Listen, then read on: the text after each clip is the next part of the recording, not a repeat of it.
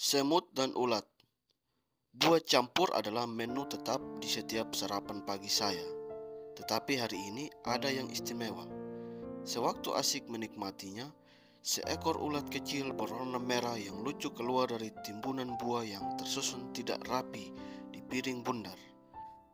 Tak lama lagi seekor yang lain muncul.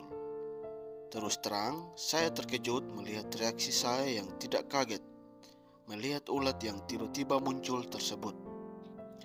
Saya ingat sekali beberapa tahun yang lalu, kejadian yang hampir sama pernah saya alami dan waktu itu saya memutuskan untuk tidak melanjutkan makan buah itu lagi. Sama sekali tidak terlintas perasaan jijik, malah sebuah perasaan senang bahwa sarapan pagi ini saya nikmati beramai-ramai. Saya merasakan suatu perasaan yang sulit digambarkan. Saya melihat bahwa ulat tersebut dan saya diciptakan oleh pencipta yang sama. Dan kita sama-sama sedang mengambil energi dari buah yang sama untuk kelangsungan hidup masing-masing. Ini mengingatkan saya ketika baru saja saya pindah ke Ubud.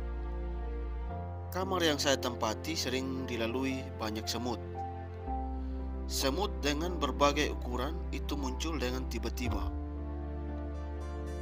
Awalnya saya jengkel dengan kehadirannya. Saya merasa terganggu. Mulai dari cairan hingga kapur pengusir serangga sudah saya gunakan untuk mengusirnya.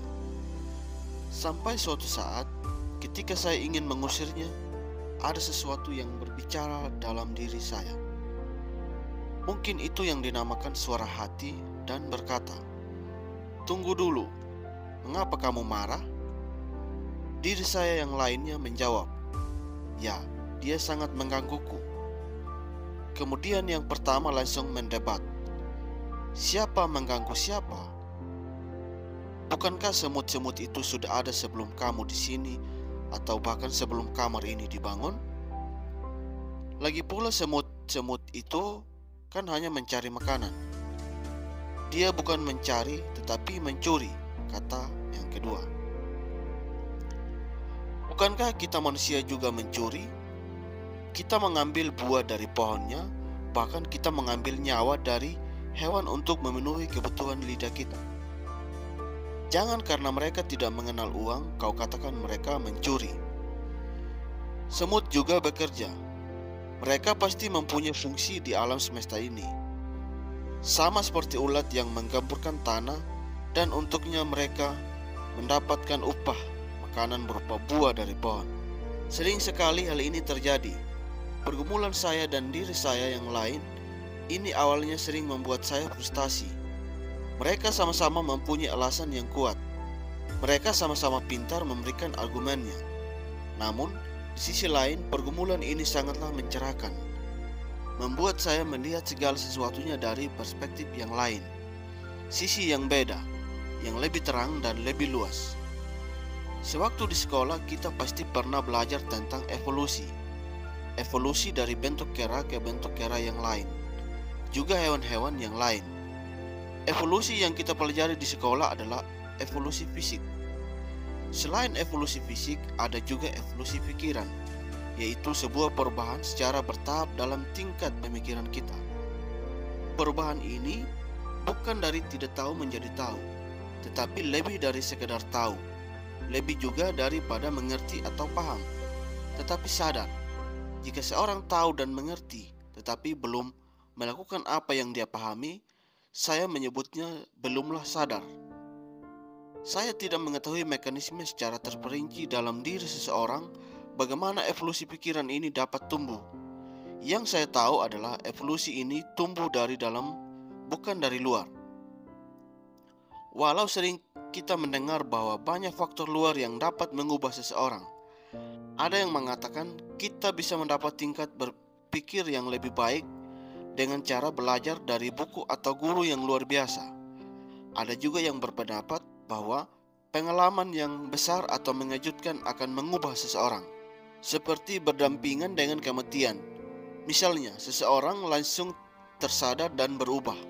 Kemudian, orang tersebut melihat hidup dengan cara yang lain, melihat begitu berharganya setiap tarikan napas.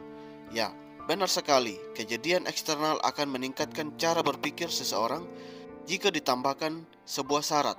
Dan syarat penting itu adalah jika orang yang mengalami sebuah kejadian mengambil pelajaran darinya. Bukan kejadian yang mengubah seseorang, tetapi orang tersebut yang mengubah dirinya sendiri dengan mengambil pelajaran dari kejadian itu. Begitu pula bukan buku atau orang lain yang mengubah seseorang, tetapi pelajaran yang diambil dari buku yang dibaca atau orang lain yang dikenalinya lah yang mengubahnya. Peran seseorang dalam mengambil pelajaran inilah yang terpenting dalam mengubah dirinya. Dan inilah yang menjadikan kita mempunyai tindakan berpikir lebih tinggi lagi. Dan dengan cara inilah evolusi pikiran terjadi. Jika terjadi evolusi dalam tingkat pikiran, pastilah kita akan melihat dunia dengan cara yang berbeda. Sesuatu yang dulu dianggap sebagai masalah, sekarang mungkin sebagai kesenangan, seperti contoh ulat dalam buah tersebut. Albert Einstein, seorang ilmuwan yang dinobatkan sebagai Man of the Century, versi majalah Time pernah menulis, masalah penting yang kita hadapi tidak dapat dipecahkan pada tingkat berpikir yang sama seperti ketika kita menciptakan masalah tersebut. Tingkat berpikir yang lebih tinggi adalah hal yang wajib diperlukan untuk memecahkan masalah. Contoh sederhananya adalah sewaktu kita duduk di bangku sekolah dasar, misalnya, semua pelajaran di kelas 1 SD pada saat kita di kelas 1 SD terasa sangat sulit. Namun ketika kita naik kelas 2, kesulitan di kelas 1 sudah tidak terasa lagi. Apalagi ketika kita naik ke kelas yang lebih tinggi lagi. Atau pernahkah Anda membaca sebuah buku dan Anda tidak mengerti apa yang Anda baca, dan setelah beberapa waktu Anda membaca lagi, Anda mengerti apa yang dimaksud oleh buku tersebut? Jika ya, itu artinya bahwa ketika kedua kali Anda membaca, cara atau tingkat pemikiran Anda sudah berubah. Begitu juga di kehidupan.